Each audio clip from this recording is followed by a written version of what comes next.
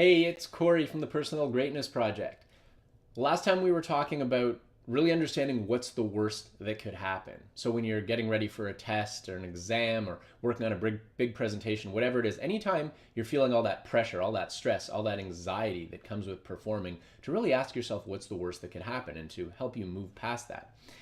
We're going to use that thinking now when we're talking about taking risks and chances, because for a lot of us, taking risks, taking chances are a really tough thing to do. We like being in our comfort zone. And we all do. This isn't just you. This is just a human thing. We like being in our comfort zone. And by definition, anytime that we are outside of that comfort zone, we're uncomfortable. So we don't like taking risks. We don't like taking chances. Oftentimes we don't like doing things unless we know the result ahead of time. But what that really does is it holds us back, and it certainly holds us back from realizing our true potential. So how do we make ourselves a little more comfortable? How do we get ourselves out of that comfort zone and help move towards what we're really trying to move towards? I think one thing we spend way too much time doing, and we spend so much energy on, is focusing on what we're giving up.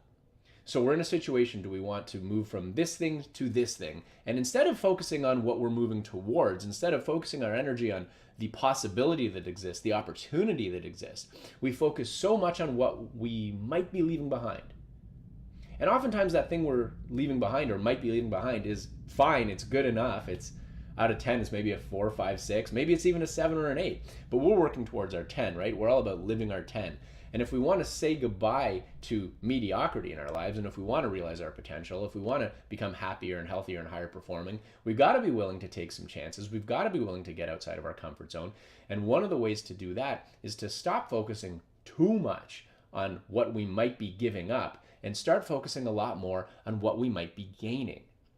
And if you can shift your focus from what you're giving up to what you're gaining, you open up a whole new world of opportunity and a whole new world of possibility.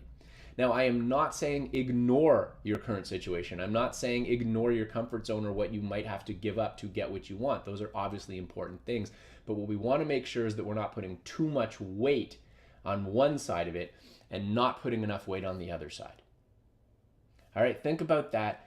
Flip that little switch and give it a shot. Don't even try it on big things. Just try it on little things and see how that works for you. All right, go out there, live your 10. Live your 10 and be great today. Bye for now.